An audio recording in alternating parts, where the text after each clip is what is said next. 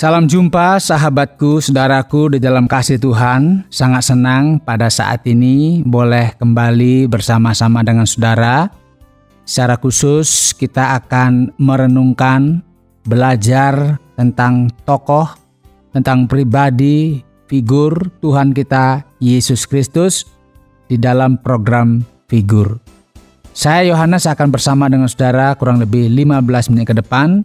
Kiranya kebersamaan kita pada saat ini boleh memberkati kita. Dari studio saya sampaikan, selamat mendengarkan.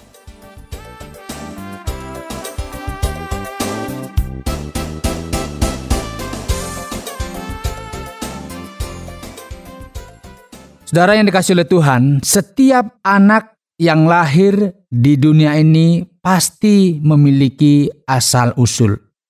Siapa orang tuanya, di mana ia dilahirkan, dan sebagainya. Dan pada umumnya, saudara, tetangga terdekat atau masyarakat sekitar mengetahui, misalnya si A ini anaknya ini, bapaknya kerja di sini, orang tuanya ini, dan sebagainya. Nah, demikian juga dengan Yesus, saudara. Kisah kelahiran Yesus yang didasarkan pada catatan kitab suci memang tidak dikisahkan semuanya secara lengkap. Namun hal-hal inti sudah disajikan untuk memberi gambaran yang utuh tentang siapakah Yesus Kristus ini. Saudara, Yesus lahir dari sebuah keluarga, Yusuf dan Maria, yang berasal dari kota Nazaret di Galilea. Bisa diperhatikan dalam Lukas pasal 2 ayat yang keempat.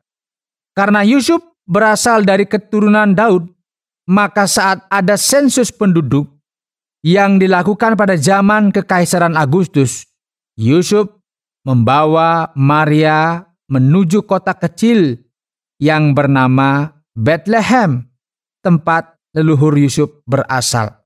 Nah, saudara, kalau melihat dari catatan-catatan ini, kita bisa mengambil sebuah kesimpulan atau mengambil sebuah perkiraan. Yusuf sudah nggak punya rumah lagi di Bethlehem, walaupun dia berasal dari Bethlehem, tapi mungkin rumahnya di Nazaret, karena dia sudah pindah ke sana. Sama seperti saudara, misalnya lahirnya di kota A, tapi karena sudah pindah sekian lama, ini sudah hanya sejarah saja. Nah, demikian juga dengan Yusuf.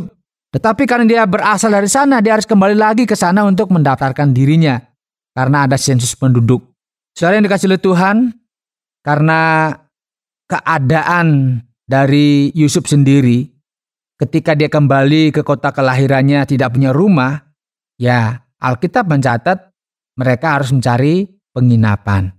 Nah, rupanya semua penginapan sudah penuh. Dan saat yang bersamaan tibalah waktunya bagi Maria untuk melahirkan. Jadi, sudah tidak dapat penginapan, Maria juga mau melahirkan. Dan tidak dicatat juga saat itu ada bidan, ada rumah sakit dan sebagainya. Jadi, ini keadaan yang terjadi pada masa itu. Oleh karena mereka tidak mendapatkan tempat penginapan, maka kisah kelahiran Yesus sungguh sangat memprihatinkan. Kitab suci mencatat bahwa ia dibungkus dengan lampin dan dibaringkan di dalam palungan. Saudara, apa yang dialami oleh bayi yang bernama Yesus ini sangat kontras dengan apa yang disampaikan oleh malaikat Tuhan kepada Maria. Di dalam Lukas pasal yang pertama, ayat 31, berbunyi demikian, "Sesungguhnya engkau akan mengandung dan akan melahirkan seorang anak laki-laki, dan hendaklah engkau menamai dia Yesus. Ia akan menjadi besar dan akan disebut anak Allah yang Maha Tinggi. Dan Tuhan Allah akan mengaruniakan kepadanya tahta Daud, bapa leluhurnya. Dan ia akan menjadi raja atas kaum keturunan Yakub sampai selama-lamanya. Dan kerajaannya tidak akan berkesudahan." Perhatikan saudara. Ini gambaran yang diberikan tentang siapa bayi yang akan dilahirkan oleh Maria. Tetapi ketika dia dilahirkan, Alkitab mencatat bahwa dia dilahirkan di sebuah kandang. Karena dikatakan dia dibaringkan di dalam palungan. Palungan bicara mengenai tempat di mana binatang, ya, itu tempat dia makan. Saudara, informasi tentang bayi Yesus ini disampaikan langsung oleh malaikat Gabriel. Dan informasi yang disampaikan bukanlah informasi yang biasa, namun informasi yang sangat-sangat penting bagi dunia ini. Karena bayi yang akan dilahirkan oleh Maria itu adalah anak Allah yang Maha Tinggi, raja atas keturunan Yakub, dan kerajaannya tidak berkesudahan. Dan informasi lainnya yang sangat mengejutkan adalah bahwa Maria yang masih perawan akan mengandung oleh karena kuasa yang Maha Kudus. Dalam Lukas pertama ayat 35 dicatat, Roh Kudus akan turun atasmu dan kuasa Allah yang Maha Tinggi akan menaungi engkau. Sebab itu anak yang akan kau lahirkan itu akan disebut kudus, anak Allah. Ini pernyataan dari malaikat. Dan di bagian lain, mendukung bagaimana keadaan Yesus yang memang betul-betul dia adalah Allah yang menjelma menjadi manusia. Tidak ada campur tangan manusia di dalamnya. Di dalam Matius pasal pertama ayat 24 sampai 35 dituliskan, sesudah bangun dari tidurnya, Yusuf berbuat seperti yang diperintahkan malaikat Tuhan itu kepadanya. Ia mengambil Maria sebagai istrinya, tetapi tidak bersetubuh dengan dia sampai ia melahirkan anaknya laki-laki, dan Yusuf menamakan dia Yesus. Lengkap kisah ini, saudara. Lengkap bahwa Maria masih perawan. Dia belum pernah berhubungan dengan seorang laki-laki, termasuk dengan suaminya Yusuf. Tetapi dia mengandung oleh karena Roh Kudus yang menaungi dia. Kuasa ilahi yang menyebabkan semuanya itu. Kalau orang bilang kan, ini Allah menikah dengan Maria. Ini sebuah logika yang sangat-sangat merendahkan, sangat-sangat keliru. Bagaimana Allah yang Maha Kuasa, dia begitu direndahkan. Tetapi dia bisa berbuat apa saja, melakukan apa saja, termasuk membuat Maria yang masih perawan itu bisa mengandung. Karena dikatakan Roh Kudus akan turun atasmu dan kuasa Allah yang Maha Tinggi akan menaungi engkau. Karena itu anak yang kau lahirkan itu akan disebut kudus, anak Allah. Saudara yang dikasihi oleh Tuhan, ini sekilas info, ada informasi tentang siapa bayi yang akan dilahirkan oleh Maria. Nah, dari informasi ini kita bisa melihat siapa dia yang dilahirkan. Yesus berbeda dengan bayi-bayi yang lahir pada saat itu dan juga masa kini. Karena selalu kehamilan terjadi karena hubungan antara laki dan perempuan. Tetapi apa yang terjadi dengan Maria? Tidak ada campur tangan manusia di sana. Dia hanya meminjam rahimnya, kandungannya, si Maria. Untuk melalui proses ini, Sang Juru Selamat bisa lahir ke tengah-tengah dunia ini. Saudara yang dikasihi oleh Tuhan, ini informasi sangat penting bagi kita untuk melihat bahwa bayi Yesus ini jangan dilihat sebagai sama dengan yang lainnya. Hanya dia diberi kuasa, hanya dia lebih lebih beda. Tidak, saudara. Dari proses dia dikandung dan seterusnya, dia betul-betul sepenuhnya dikendalikan oleh Allah yang Maha Tinggi. Saudara yang dikasihi oleh Tuhan, bukan di mana dan bagaimana ia dilahirkan.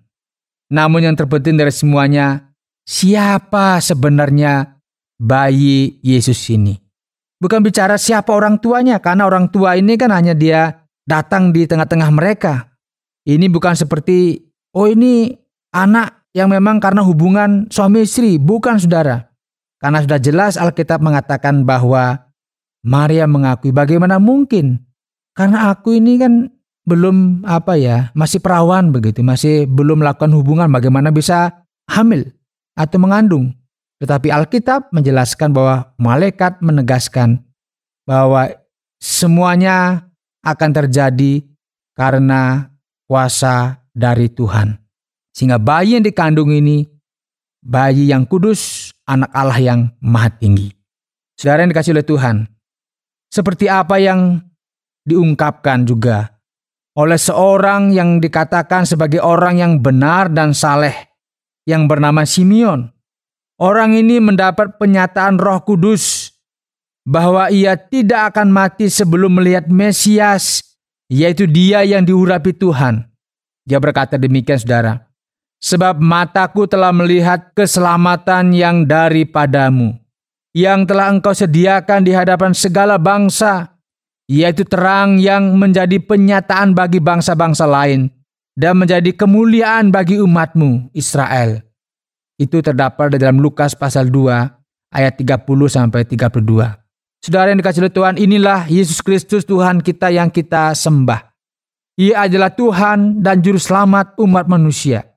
Ia bersabda kepada semua orang, "Akulah jalan dan kebenaran dan hidup. Tidak ada seorang pun yang datang kepada Bapa kalau tidak melalui aku." Saudara yang dikasihi Tuhan, kita sudah belajar siapa Yesus yang sebenarnya. Dari proses Dia dikandung sampai pelayanan-pelayanan yang dilakukan, kita sudah belajar banyak. Dan pada hari ini dikuatkan lagi iman kita bahwa Dia adalah Tuhan dan Juru Selamat kita, yang menebus kita, yang mengampuni hidup kita. Dan Dia juga berkata, "Akulah jalan dan kebenaran dan hidup. Tidak ada seorang pun yang datang kepada Bapa kalau tidak melalui aku." Berbahagialah saudara yang sudah percaya dan mengiring Dia sampai saat ini. Karena janji Tuhan benar. Amin adanya. Tuhan memberkati kita semua. Yesus telah lahir ke dalam dunia ini, lambang pemerintahan berada di bahunya. Namanya Penasehat Ajaib, Allah yang perkasa, Bapa yang kekal, Raja damai.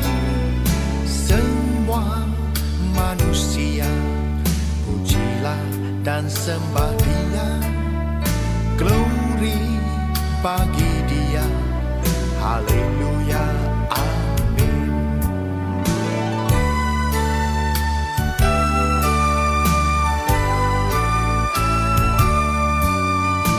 Yesus telah lahir ke dalam dunia ini, lambang pemerintahan berada di bahunya. Namanya Penasehat Ajaib, Allah yang perkasa, Bapa yang kekal, Raja damai. Semua manusia pujilah dan sembah Dia, glory bagi Dia, haleluya, amin. Namanya Penasehat Ajaib, Allah yang perkasa. Jika saudara rindu mengenal pribadi Yesus lebih dalam lagi, silakan kirimkan surat ke Tromol Pos 261 Batu 65302 Jawa Timur, atau melalui SMS ke 081333777386. Saya Yohanes, mohon pamit dari ruangan dengar Anda. Sampai jumpa pada pelajaran-pelajaran berikutnya.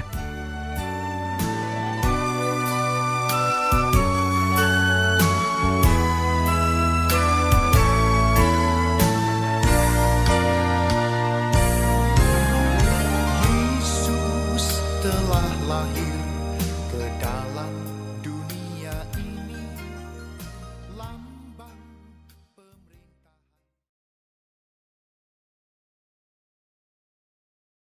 Terima kasih Anda sudah mengikuti program kami. Jika Anda diberkati, jangan lupa like, komen, dan share supaya Anda tidak ketinggalan setiap program terbaru kami. Jangan lupa juga untuk subscribe channelnya dan nyalakan loncengnya. Jika Anda ingin mendukung pelayanan kami, bisa melalui rekening kami berikut ini atau menghubungi kami di sini.